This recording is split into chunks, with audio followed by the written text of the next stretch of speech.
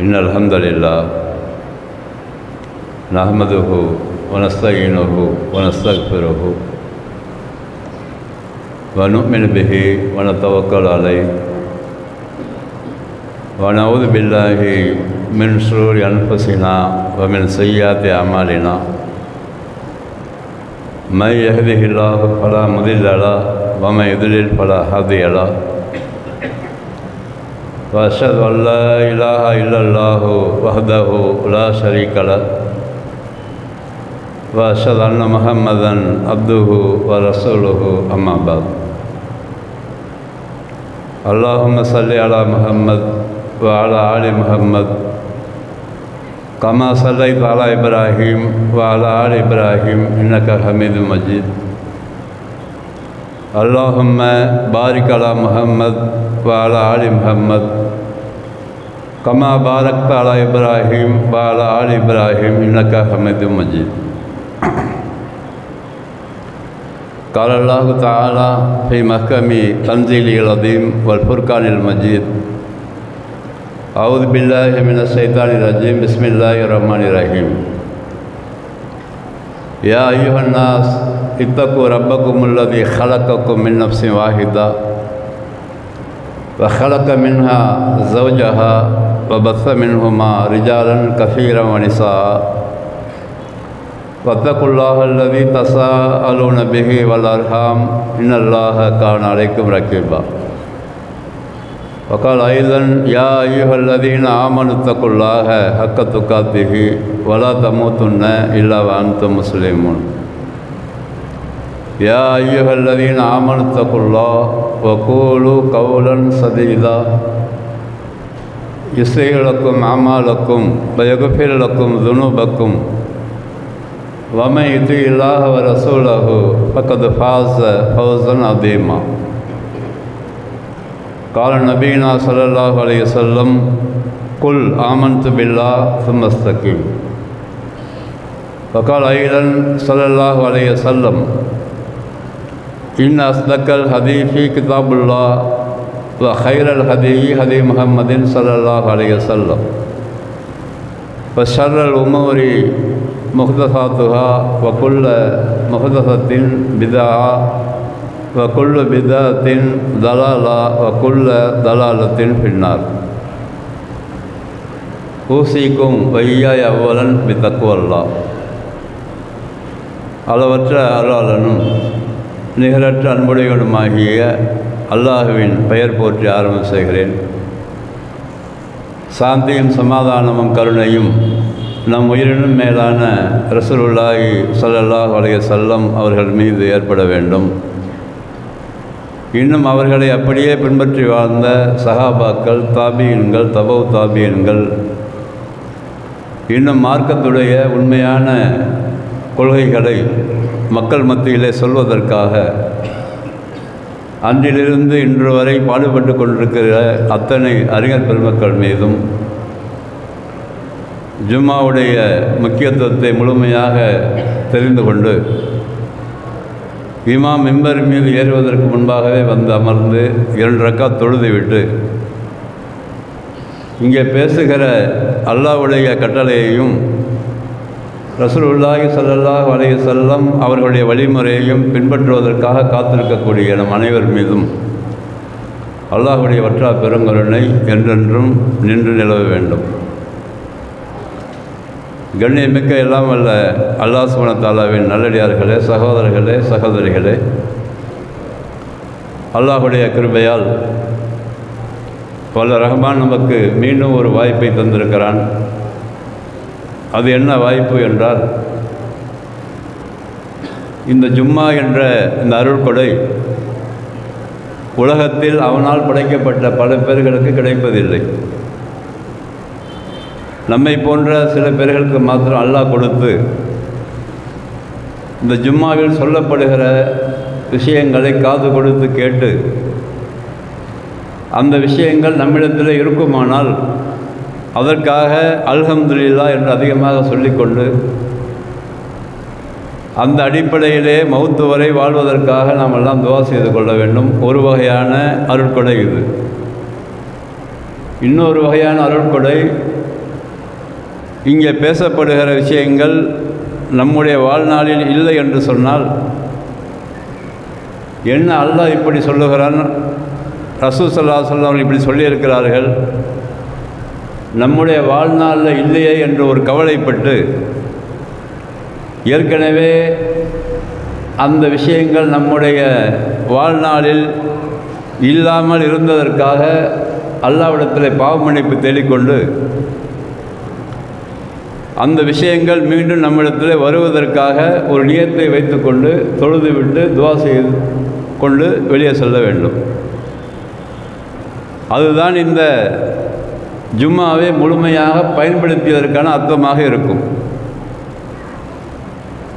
ஏதோ இமாம் வந்தார், ஏதோ ஒரு குர்ஆன் வசனத்தை சொன்னார், பழைய காலத்து கதையை ஒன்று சொல்லிக்கிட்டார், இடையில நம்மளும் கேட்டோம், அவர் சொன்னார், போனோம். இப்படியே நம்முடைய வாழ்க்கை கழிந்து விடக்கூடாது. ஏனென்று சொன்னால் இது ஒரு சடங்கு கிடையாது. இந்த ஜும்மா என்பது ஏதோ மற்ற மதங்கள் மாதிரி சடங்கு இல்லை. இது இந்த ஜும்மாவின் மூலமாக நம்முடைய மனதளவில் ஒரு மாற்றம் ஏற்பட வேண்டும். என்னிடத்தில் காலையில் ஒரு நண்பர் ஒரு சகோதரர் கேள்வி கேட்குறார். நீங்கள் அடிக்கடி சொல்லிக்கிட்டே இருக்கிறீங்க, இமாம் மிம்பர் மீது ஏறுவதற்கு முன்பாக எங்களெல்லாம் வர சொல்கிறீங்க, ஆனால் இமாமே லேட்டாக வர என்ன செய்கிறதுன்னு சொல்லி. உங்களுக்கும் சில பேருக்கு இந்த கேள்வி இருக்கும். இங்கே எனக்கு அதில் பதில் சொல்ல தெரியல. எனக்கு அதுக்கு பதில் சொல்ல தெரியல. எனக்கு நியாயமான கேள்வி தான், ஆனால் அதுக்கு எப்படி பதில் சொல்கிறது என்று எனக்கு புரியாத காரணத்தில் மலுப்பலாக சொல்லி அவரை அனுப்பிவிட்டேன்.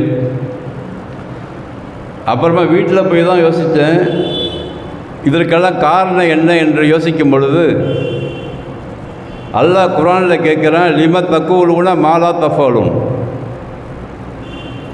லிம தக்கூலூன மாலா தஃபலூன் என்று சொன்னால், இந்த மேடையிலே பேசி கொண்டிருக்கிறீர்களே, நீங்கள் எதை சொல்லுகிறீர்களோ அதை ஏன் நீங்கள் செயல்படுத்தவில்லை அப்படின்னு ஒரு கேள்வியை பார்த்து எங்களை பார்த்து அல்லாஹ் கேட்குறான், பேசுகிறவளை பார்த்து. அப்போ எதை நாம் சொல்லுகிறோமோ அதில் செயல்பாட்டில் கொண்டு வர வேண்டும் என்று அல்லாஹ் விரும்புகிறான். அது யாராக இருந்தாலும் அதுதான், இமாமாக இருந்தாலும் அதுதான், தொலை வரக்கூடியவர்களாக இருந்தாலும் அதுதான். எதை சொல்லுகிறோமோ அதை முதல்ல நாம் கடைபிடித்தாக வேண்டும். அதை கடைபிடிக்காமல் போய்விட்டது என்று சொன்னால் எதை நாம் சொல்லுகிறோமோ அந்த தாக்கம் நம்மிடத்தில் ஏற்படாது, மக்கள் மத்தியில் ஏற்படாது. அப்போ பொதுமக்களை பொறுத்த வரைக்கும் இமாம் என்று சொன்னால் இமாமை ஒரு கௌரவமாக வைத்து பார்க்கிறார்கள். ஆரம்ப காலத்திலிருந்தே. எப்பயில் இருந்தது? ரசூல் ஸல்லல்லாஹு அலைஹி வஸல்லம் அவர்கள் இமாமாக இருந்து, சஹாபாக்கள் இமாமாக இருந்து, தாபீன்கள் தபவு தாபீன்கள் இமாமாக இருந்து, மார்க்கத்திற்காக பாடுபட்ட இமாம்களாக இருந்தவர்கள் எல்லாம் தங்களுடைய வாழ்நாளில் முழுமையாக எதை சொல்லுகிறோமோ அதை செயல்படுத்தக்கூடியவர்களாக இருந்தார்கள். அதன் காரணத்தினால அந்த மார்க்கத்துடைய அந்த செல்லுகிற அந்த திசை வேகம் அதிகமாக இருந்தது. இன்றைக்கு எங்களிடத்தில் என்ன குறைன்னு சொன்னக்கா, என்னையும் சேர்த்து தான் சொல்லிக்கிறேன். எங்களிடத்தில் ஒரு குறை மக்கள் பார்க்கிறார்கள். என்ன என்றால், நாங்கள் செய்கிற அந்த குறைகள் அது பெரிதாக ஆக்கப்பட்டு அதன் காரணமாக சொல்லுகிற செய்தி பலகீனம் அடைந்து விடுகிறது. இதை இமாம்கள் தவிர்த்து கொள்ள வேண்டும். பொதுவாக எனக்கும் சொல்லிக்கிறேன், எந்த இமாமாக இருந்தாலும் இதான் அவங்க அந்த கேட்ட சகோதரருக்கு பதில் இதுதான். யாராக இருந்தாலும் சட்டம் ஒன்று தான். ரசூலுல்லாஹ் சொன்னாங்க, இமாம் மிம்பர் மீது ஏறிவிட்டால் அங்கே மலக்குகள் தங்களுடைய வருகை பதிவை அவங்க மூடி விடுகிறார்கள். அந்த சகோதரர் என்ன கேட்குறாருன்னா, லாஜிக்காக கேட்குறாரு, இமாம் வர வரைக்கும் அவங்க வெயிட் பண்ணிகிட்டு இருப்பாங்களா மலக்குகள்னு கேட்குறாரு. நல்ல கேள்வி தான் அது. இமாம் வர வரைக்கும் மலக்குகள் வெயிட் பண்ணிகிட்டு இருப்பாங்களா, அல்லது 12:30க்கு சரியாக அவங்க மூடிட்டு உட்காந்துருவாங்களான்னு கேட்குறாரு அவர். எனக்கு அதுக்கு பதில் தெரியல. நீங்கள் இன்னும் அதிகமாக படித்த உலமாக்கள்கிட்ட இதை பற்றி கேட்டு தெரிந்து கொள்ள வேண்டும் இன்ஷா அல்லாஹ். அதுக்கு பிறகு ஒரு முக்கியமான விஷயம் என்னென்னு சொன்னாக்கா, எப்பொழுதுமே நாம் அதிகமாக சிந்திக்க வேண்டியது நம்மை பற்றி சிந்திக்கணும். ஒவ்வொரு ஆணும் பெண்ணும் முதல்ல சிந்திக்க வேண்டியது, நான் யார், என்னுடைய அமல்கள் எப்படி இருக்கிறது, அந்த அமல்கள் அல்லாஹ்வுக்கு பொருத்தமாக இருக்கிறதா, நான் அல்லாஹ் சொல்லுகிற விஷயத்தை சரியாக கடைபிடிக்கிறேனா, என்கிட்ட என்னென்ன குறைகள் இருக்கிறது, அந்த குறைகளை நான் எப்படி தவிர்த்து கொள்ள வேண்டும் என்றெல்லாம் முதல்ல சிந்திக்க வேண்டியது நம்மை பற்றி சிந்திக்க வேண்டும். முதல்ல இந்த நம்மை பற்றி சிந்திக்காமல் அடுத்தவர்களை பற்றி சிந்திக்க ஆரம்பிக்கும் பொழுது நம்முடைய அடி ஆழத்தில் இன்னொரு நோய் ஒன்று ஏற்பட்டு விடுகிறது. அது ஒரு நோய் தான் சொல்லணும். எப்பொழுது பார்த்தாலும் அடுத்தார்களை பார்த்து கொண்டே இருக்கிற ஒரு மனப்பான்மை நம்மிடத்தில் வர ஆரம்பித்து விட்டால் நாம் செய்கிற குறைகள் முதல்ல கண்ணுக்கு தெரியாமலும் அடுத்தவர்கள் செய்கிற குறைகளெல்லாம் பூதாகரமாக தெரிந்து அதற்கான சொல்யூஷனை நம்ம தேட ஆரம்பித்து விடுவோம். ஒருபோதும் அதுக்கு சொல்யூஷன் கிடைக்காது. இந்த உலகம் அழிகின்ற வரை நம்மை சீர்திருத்து கொள்ள வேண்டும் என்ற ஒரு நியத்தை வைத்து கொண்டால் அது சாத்தியம் இருக்கிறது.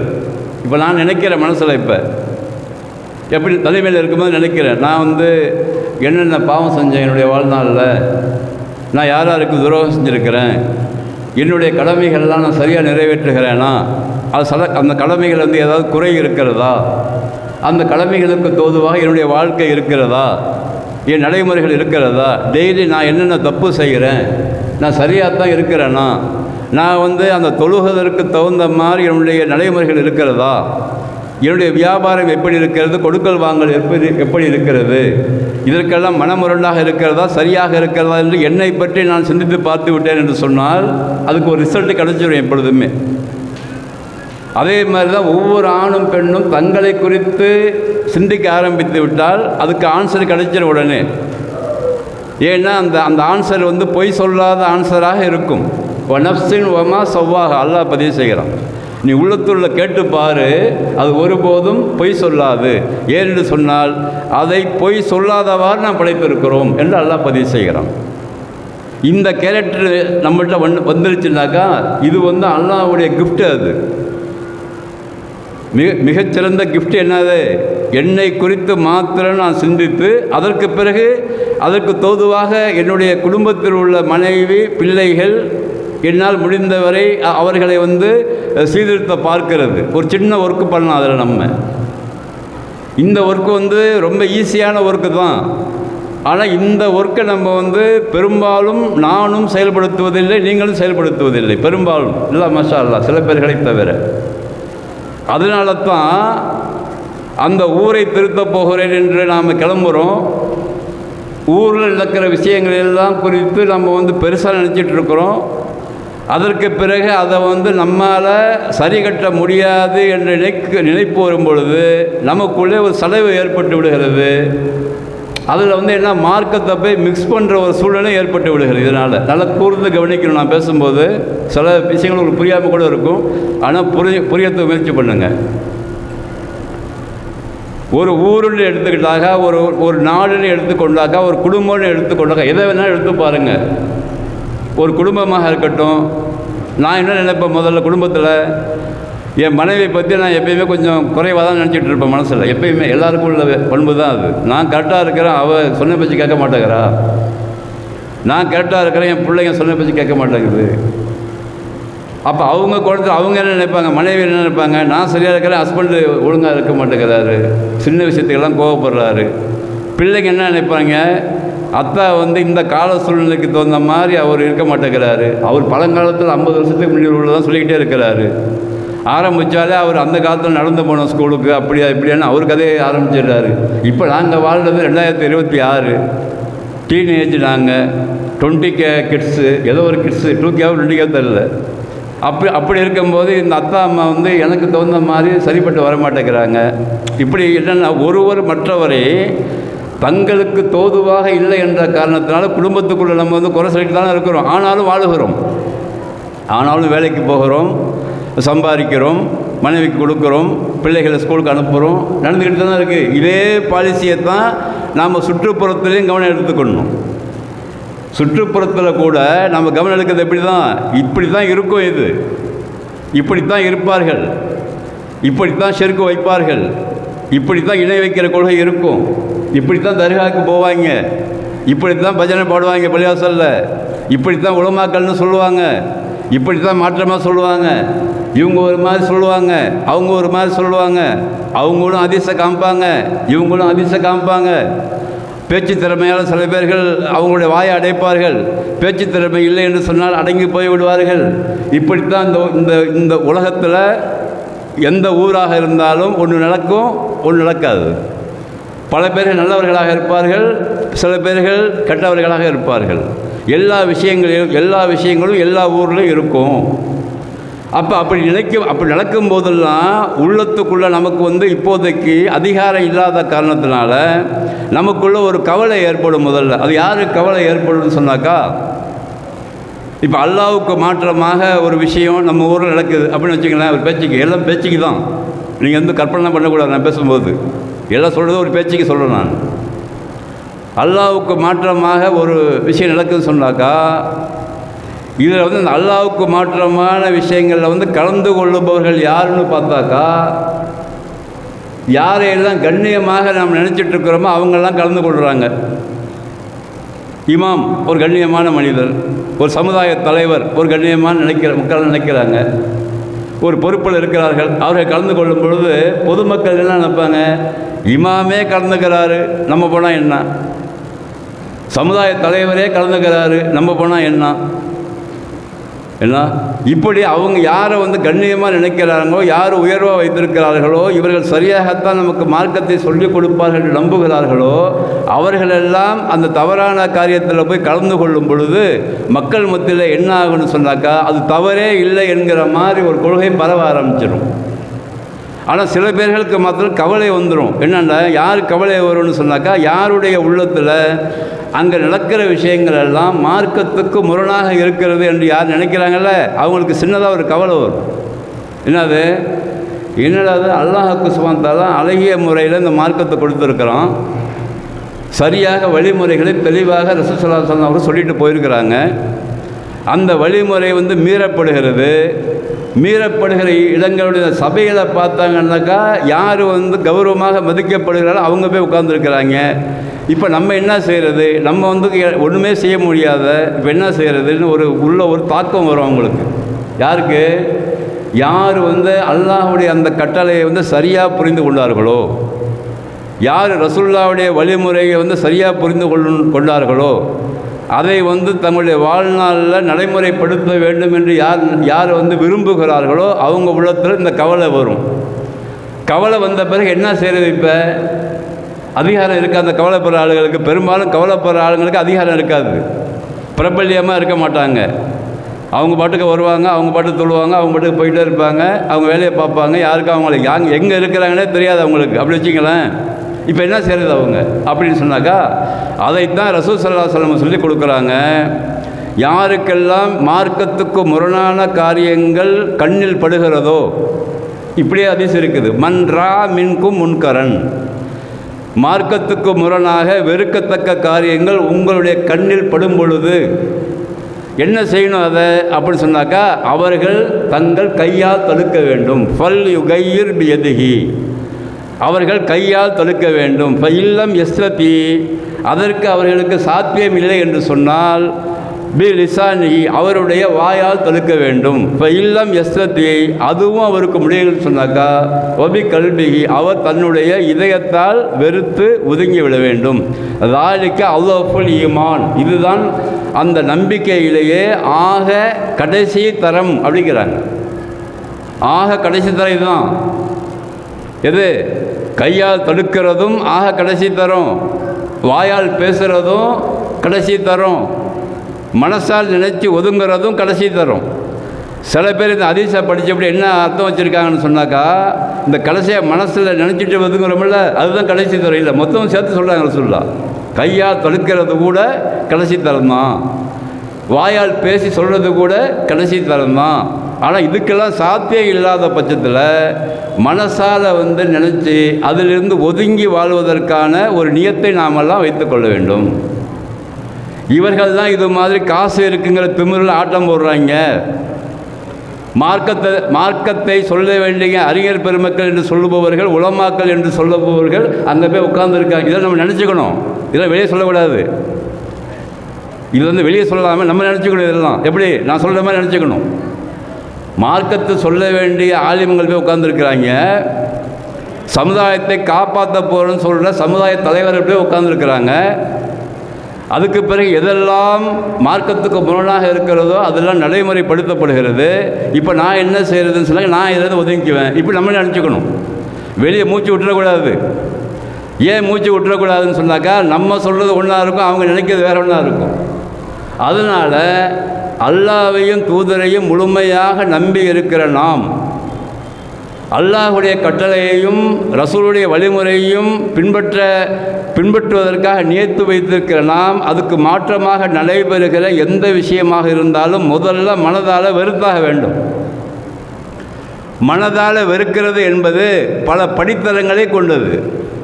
மனதால் வெறுக்கிறது என்பது என்னது? மனதால் வெறுத்து முழுமையாக அதிலிருந்து ஒதுங்கி வாழ ஆரம்பிக்கிறது, ஒதுங்கி வாழ பழகிறது, அதை பற்றி பேசாமல் இருக்கிறது, அதை குறித்து இஷ்யூ பண்ணாமல் இருக்கிறது, அதை பற்றி சமூக வலைத்தளங்களில் இஷ்யூ பண்ணாமல் இருக்கிறது, அதை குறித்து எந்த விதமான கமெண்ட் சொல்லாமல் இருக்கிறது, முழுமையாக நம்மை ஒதுக்கி கொண்டு வாழ்கிறது. இதில் என்ன பெனிஃபிட் ஏற்படணும்னு சொன்னாக்கா, நான் எதை நினைக்கிறேனோ அதை முதல்ல எனக்கு ஒரு நியத்தாக அது மாறும்.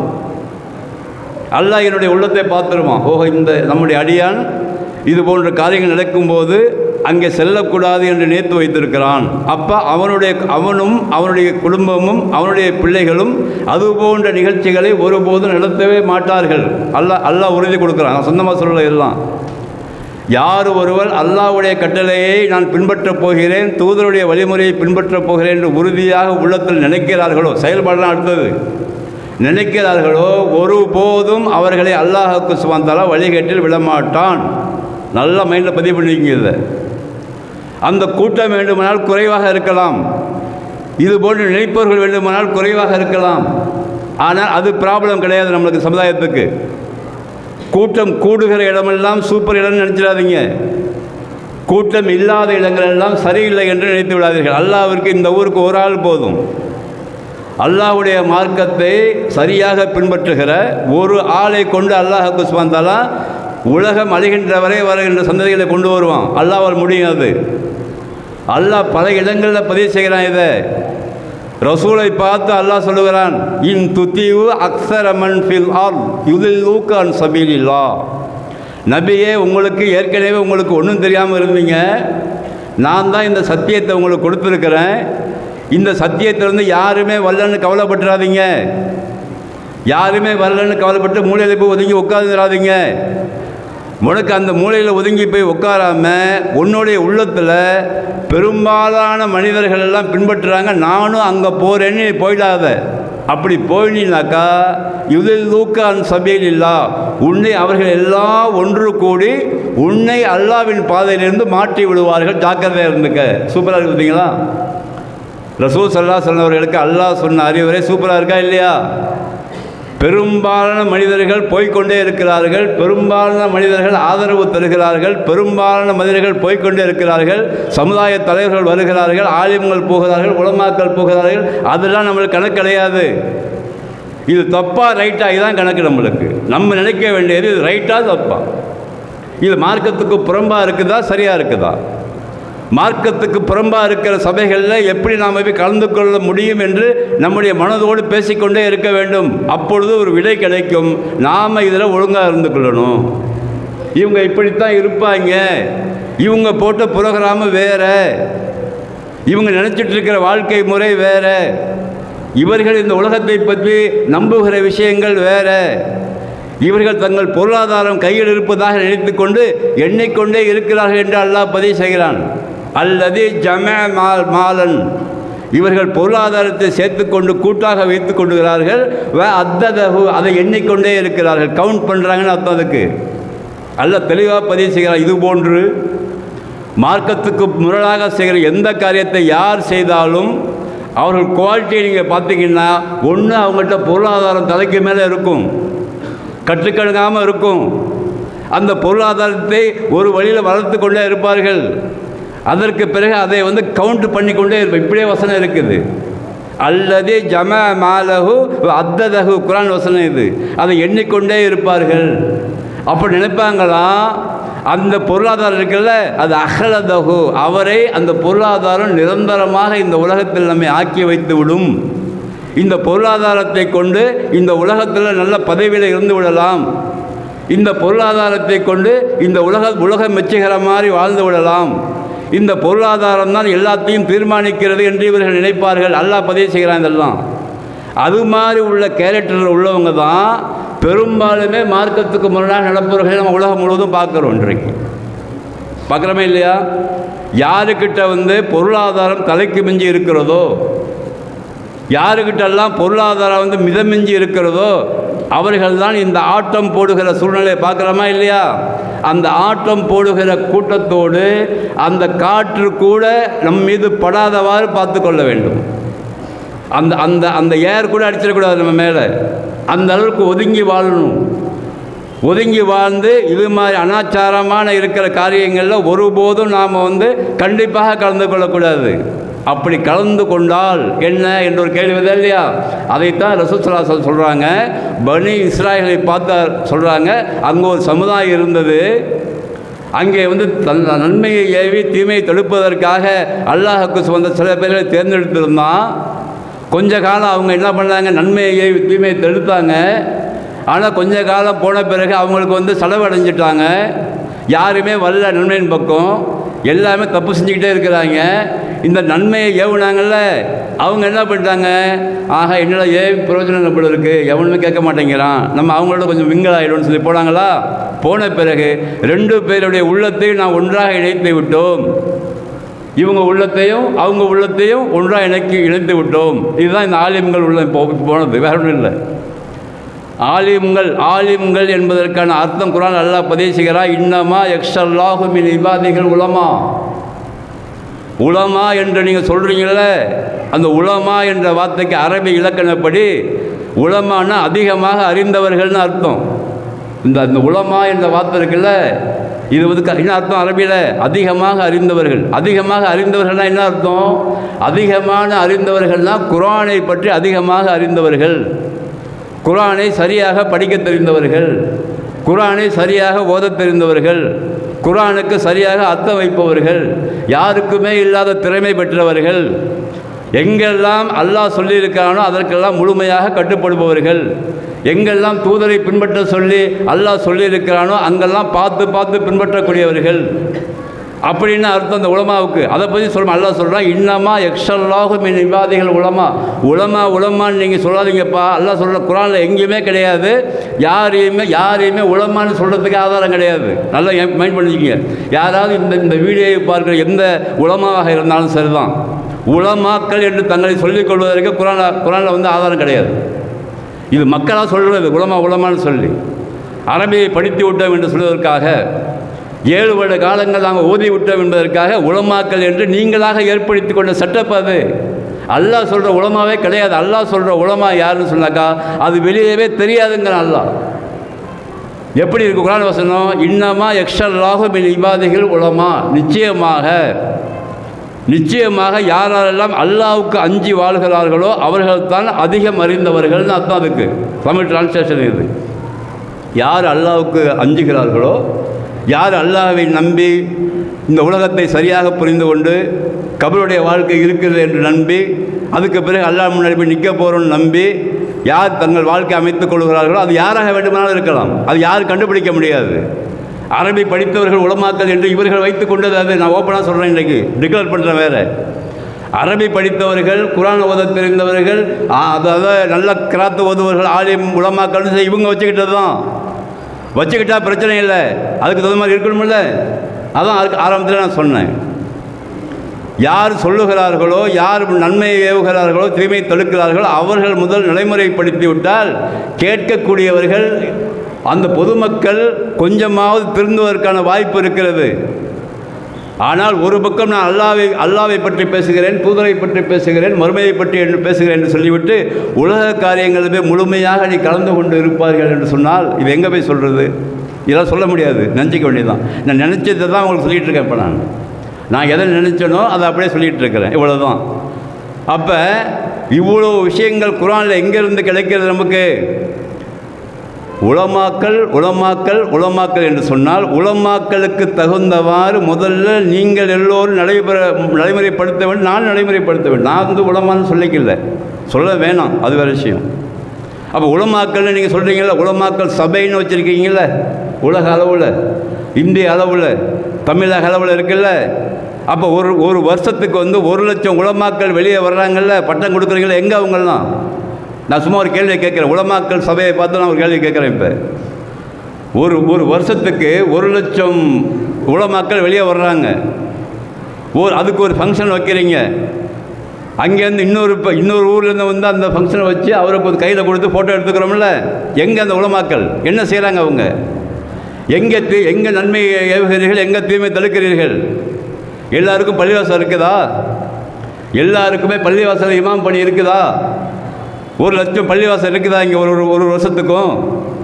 அப்போ இதையெல்லாம் நாம் சிந்தித்து பார்த்து நீங்கள் நினைக்கிற மாதிரி யாரெல்லாம் சரியான விஷயத்தை சொல்லுகிறார்களோ, யாரெல்லாம் சரியான விஷயத்தை மக்கள் மத்தியில் சொல்லிக் கொண்டிருக்கிறார்களோ, யாரெல்லாம் தங்கள் வாழ்க்கையில் மார்க்கத்தை பின்பற்றுகிறார்களோ அவர்களை கூட பின்பற்றுவதற்கு மார்க்கத்தில் அனுமதி கிடையாது. நல்லா புரிஞ்சுங்க நான் சொல்கிறது. ரசூலுல்லாஹை பார்த்து அல்லாஹ் சொல்லுவார், நீ போய் என்னை பற்றி தான் நீ சொல்லணும், உன்னை பற்றி அதிகமாக சொல்லக்கூடாது மக்கள்கிட்ட. ரசூலுல்லாஹ்வுக்கு தடை இருக்குது, என்னை பற்றி சொல்லணும், உன்னை பற்றி சொல்லக்கூடாது அதிகமாக. எதுவாக இருந்தாலும் என்கிட்டேருந்து வருதுன்னு சொல்லணும், ஓன்ட்டேருந்து வருதுன்னு சொல்லிடக்கூடாது. ஏன் நான் உன்னை பார்த்து உன்னை வந்து கடவுளாக்கிடுவாங்க. அவங்க ரொம்ப கரெக்டாக ஸ்ட்ரிக்டாக பண்ணுறான் ரசூலுல்லாஹ்வுக்கு அல்லாஹ் சுப்ஹானஹு வ தஆலா. ஒரு செய்தியை சொல்லிவிட்டு நான் சொன்னேன் என்று சொல்லு, நீ சொன்னேன்னு சொல்லாது. ஏன்னா ஏற்கனவே அந்த நபிமார்களெல்லாம் சிறுக்கு வச்சு தொலைஞ்சு இந்த மக்கள் கூட்டம் நாசமாக போய்விட்டது என்று ரசூலுல்லாஹ்வுக்கே தலை இருக்கிறது. அதனால் இறுதியாக அவனை முடிச்சுக்கிறேன் நான். அதனால் யாரை பற்றியும் பெரிய பிம்பத்தை வைத்து நீங்கள் பார்க்காதீங்க. இவர்கள் சொன்னால் சரியாக இருக்குன்னு யாரையும் நம்பாதீங்க. யாராக இருந்தாலும் சரிதான், இவர்கள் சொன்னால் சரியாக இருக்கும் அப்படின்னு நம்பாதீங்க. மாறாக நம்முடைய ஒவ்வொரு ஆணும் பெண்ணும் குர்ஆன் மூலமாக கிடைக்கிற அறிவை பெறுவதற்கு முயற்சி பண்ணுங்க. அந்த அறிவை குர்ஆனிலேருந்து ஹதீஸ்லேருந்து நாம பெற்றுக்கொள்கிற அளவிற்கு இன்றைக்கு எளிமையாக இருக்கிறது. அதன் பக்கம் கொஞ்சம் கவனம் செலுத்த ஆரம்பிங்க. அப்படி கவனம் செலுத்தினால் எல்லா உண்மையும் நமக்கு புரிய ஆரம்பித்து விடும். அல்லாஹ்வே ஆசிரியராக இருந்து கற்றுக் கொடுப்பான். அல்லாஹ் சொல்கிறான், யு அல்லிமுக்குமுல்லாஹ் இத்தகுல்லாஹ யு அல்லிமுக்குமுல்லாஹ். குர்ஆன் வசனம் இதெல்லாம் நான் பேசுகிறது. நீங்கள் அல்லாஹ்வுக்கு பயந்து வாழப்போகிறேன் என்று நினைப்பு வச்சுக்கிங்க, நான் உங்களுக்கு ஆசிரியராக இருந்து சொல்லிக் கொடுக்கிறேன்னு அல்லாஹ் பதிவு செய்கிறான். இதுதான் அர்த்தம் அதுக்கு, குர்ஆன் வசனத்துக்கு. ஏதோ ஒரு வகையில் அல்லாஹ் சொல்லிக் கொடுப்பான் நம்மளுக்கு. அதை முதல்ல பொதுமக்கள் நம்பிக்கை வைக்க வேண்டும். எனக்கு இந்த குர்ஆனை படித்து புரிந்து கொள்ள முடியும் என்று முதல் தன்னம்பிக்கை வரணும். ஒவ்வொரு ஆணும் பெண்ணும் கையில் முதல்ல குர்ஆனை கையில் எடுக்கணும். யார் பேச்சையும் கேட்காம அல்லாஹ் சொன்ன பேச்சை கேட்க போகிறோன்னு நியத்து வைக்கணும். அதுக்கு பிறகு பாருங்கள், இன்ஷா அல்லாஹ் நம்முடைய உள்ளத்தில் எவ்வளோ பெரிய மாற்றம் ஏற்படுகிறது. நம்முடைய குடும்பத்தில் மனைவி மக்கள் குழந்தைகள் மத்தியில் எவ்வளோ மாற்றம் ஏற்பட போகிறது. அதன் மூலமாக அந்த குடும்பத்தை கூட அல்லாஹ் சுப்ஹானஹு வ தஆலா அதை பரக்கத்தை ஏற்படுத்தி அந்த சந்ததிகளை அல்லாஹ் பெருக்க காத்திருக்கிறான். இதை சரியாக நானும் நீங்களும் புரிந்து கொள்ள வேண்டும். இப்படித்தான் இருக்கும் என்று முதல்ல நினைத்து கொள்ள வேண்டும். எந்த உலகமாக இருந்தாலும் சரி, நாடாக இருந்தாலும் சரி, ஊராக இருந்தாலும் சரி, அப்படித்தான் இருக்கும். தனிப்பட்ட முறையில் எந்த விதமான பெருமையை பேசி நாமெல்லாம் பிரிந்து விடாமல் சரியான பெருமை சொல்வதற்கு காரணம் என்ன?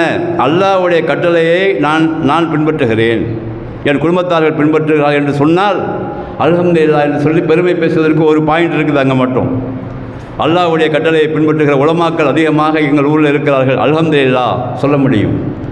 அல்லாஹ்வை பின்பற்றுகிற தூதரை பின்பற்றுகிற விஷயங்கள் நிறையா எங்கள் ஊரில் நடக்குது, அல்ஹம்துலில்லாஹ் என்று நம்மளால் சொல்ல முடியும். அது அல்லாத சின்ன சின்ன விஷயங்கள்லாம் கையில் வைத்துக்கொண்டு எங்கள் ஊரில் 50 பள்ளிவாசல் இருக்குது, 50 பள்ளிவாசல் இருக்குது, ஏன் அப்போ 10 தர்கா இருக்குது? ஒரு கேள்வி வருதா இல்லையா? 50 பள்ளிவாசல் சரிப்பா, பெருமை தான், 10 தர்கா இருக்குது. அங்கே தர்கா என்ன பண்ணுறது? இப்படி ஆப்போசிஷனில் பார்க்கணும். அப்படி தான் இருக்கணும், முதல்ல நம்பணும்.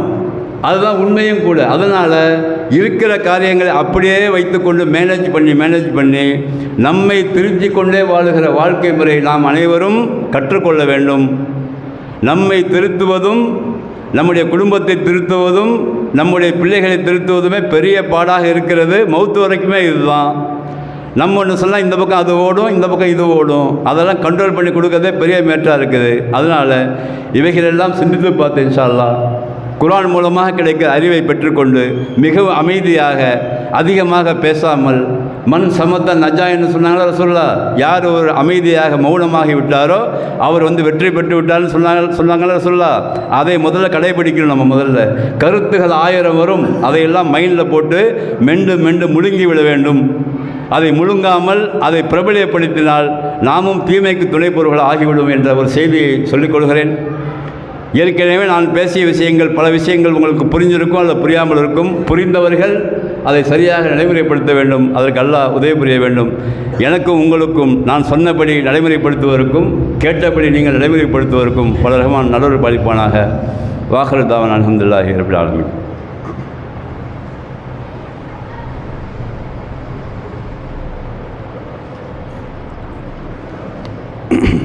அல்ஹம்துலில்லாஹி ரப்பில் ஆலமீன் வல்-ஆகிபத்து லில்-முத்தகீன் வஸ்ஸலாத்து வஸ்ஸலாமு அலா ரசூலில்லாஹி ஸல்லல்லாஹு அலைஹி வஸல்லம் வ ஆலிஹி வஸஹ்பிஹி அஜ்மாயின். அம்மா பாத்.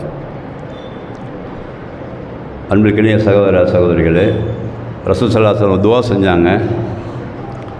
அல்லாஹும்ம பாரிக் லனா ஃபி ரஜப வ ஷாபான் பல்லிகின ரமதான் அப்படின்னு சொல்லி.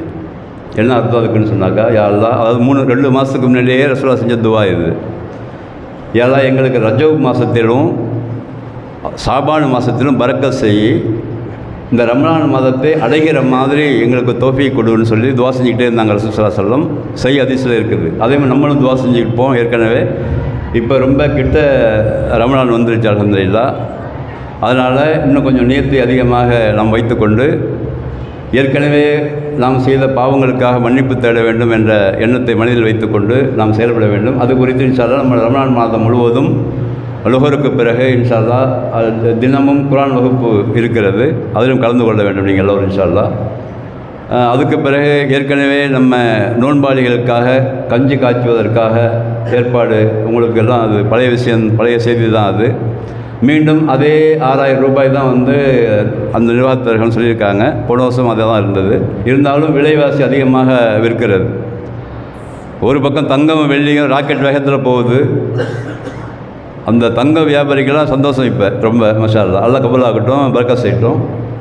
அதுக்கு பிறகு இந்த விலைவாசியை பொறுத்த வரைக்கும் அதுவும் ராக்கெட் வேலை தான் போகுது. இருந்தாலும் அதே பணத்தை தான் இவர்கள் கேட்கிறார்கள். நிர்வாகம் இந்த வருஷமும் ஆச்சரியமாக இருக்குது, அதிகமாக கேட்கல. அந்த கொடுக்கக்கூடிய சகோதரிகள் கொஞ்சம் சீக்கிரமாக கொடுத்தீங்கன்னாக்கா நிர்வாக வசதிக்கு சரியாக இருக்குன்னு சொல்லியிருக்கிறாங்க. அதையும் கவனத்தில் வச்சுக்கோங்க. குறிப்பாக நம்ம இந்த ரமலான் மாதத்தில் இபாதத்துகள் அதிகமாக தர்மம் செய்தல், பள்ளிவாசலுக்கு செய்தல் போன்ற விஷயங்கள்லாம் அதிகமாக இருக்கிறது. இந்த பள்ளிவாசலுடைய தோற்றத்தை பார்க்கும்போது ரொம்ப பழசு மாதிரி நான் ஒற்றுப்பாடி அந்த பக்கம் பார்க்கும்போது உடைந்து போயிருக்கு. சில இடங்களில் பெயிண்டெல்லாம் அடித்து ரொம்ப வருஷம் மாதிரி தெரியுது. நான் 2 வருஷம் ஆகுது. அதிலெல்லாம் கொஞ்சம் இந்த பொருளாதார நிபுணர்கள் அதிகமாக கொஞ்சம் பொருளாதார உதவி செஞ்சு ஒரு டீம் அமைங்க இன்ஷா அல்லாஹ். இதை சொல்லல அவங்க, நானாக சொல்லிக்கிறேன். இதை பார்க்கும்போது ரொம்ப பழைய காலத்து பள்ளிவாசல் மாதிரி தெரியுது. வெளிப்பக்கம்லாம் பெயிண்ட் எப்போ அடித்தாங்கன்னு தெரியல. அதையெல்லாம் நம்ம வீடு மாதிரி நினச்சி, நம்ம வீட்டில் ஒரு சின்ன விஷயம் போனால் டக்குன்னு பார்க்குறோம் இல்லையா, அதே ஒரு தலைப்பாக பேச வேண்டிய அளவுக்கு வீடு பற்றி இருக்குது. ஹதீஸில் வீடு சம்பந்தமாக செலவு பண்ணுகிற காசுகளுக்கு கூலியே இல்லைன்னா ஹதீஸ் இருக்குது. நம்புங்க, நம்பட்டலாம் போங்க. நம்ம சொந்தமாக வீடு கட்டி வாழ்கிறோம்ல, அந்த வீட்டுக்கு நீங்கள் கோடிக்கணக்காக செலவு பண்ணாலும் அதுக்கு நன்மை கிடைக்காதுன்னு ஹதீஸ் இருக்குது. வேணா என்கிட்ட தனியாக செஞ்சீங்கன்னு நான் சொல்கிறேன். அது இன்ஷா அல்லாஹ். அதனால் அல்லாஹுடைய இந்த பள்ளிவாசல்கள் அதுவும் குறிப்பாக சரியாக மார்க்கத்தை சொல்லுகிற பள்ளிவாசல்கள் அதிகமாக வளர்ச்சி பெற வேண்டும் குறிப்பாக. ஆனால் இதற்கு நேர் எகென்ஸ்டாக இருக்குது. எங்கெல்லாம் மார்க்கத்துக்கு முரணான காரியங்கள் நடைபெறுகிறதோ, எங்கெல்லாம் மார்க்கத்துக்கு புறனாக பேசப்படுகிறதோ, எங்கெல்லாம் சரியான கொள்கை மக்கள் மத்தியில் சொல்லப்படவில்லை, அங்கெல்லாம் பார்த்திங்கன்னா மினாராக்கெல்லாம் கோடிக்கணக்காக போயிட்டுருக்குது. கண்ணு கட்டாத வரைக்கும் போயிட்டுருக்குது. பெயிண்டிங்கெல்லாம் அப்படி பளபளக்குது. டைல்ஸ் மாறுபடலாம் அப்படி ஜொலிக்குது. உள்ளே போனாக்கா லைட் செட்டிங்கெல்லாம் சூப்பராக இருக்குது. நம்ம அந்தளவுக்கு வேணாம், குறைஞ்சபட்சம் ஒரு செவராவது ஒழுங்காக இருக்க வேண்டும் என்று நாம் எல்லாம் நினைக்க வேண்டும். சார், இதையும் ஒரு கவலையாக நான் சொல்லிக்கொள்கிறேன். பணம் படைத்தவர்கள், பொருளாதார நிபுணர்கள் எல்லாம் கொஞ்சம் அதிகமாக மஷூரா பண்ணி அதுக்கு ஏதாவது செய்ய முடியுமான்னு பார்த்து இன்ஷா அல்லாஹ் அதையும் செய்வதற்கு நான் சொல்லிக் கொடுக்கிறேன். வல்ல ரஹ்மான் நம்முடைய எல்லா நல்ல எண்ணங்களையும் கபூலாக்கி நம்மையும் சில எல்லோரையும் ரமலான் மாதத்தில் அல்லாஹ் புகச் செய்து சரியான அமல் செய்யக்கூடியவர்களாக ரமலான் ஆக்கி அருள் புரிய வேண்டும். வாஹிரு தஅவானா அல்ஹம்துலில்லாஹி ரப்பில் ஆலமீன்.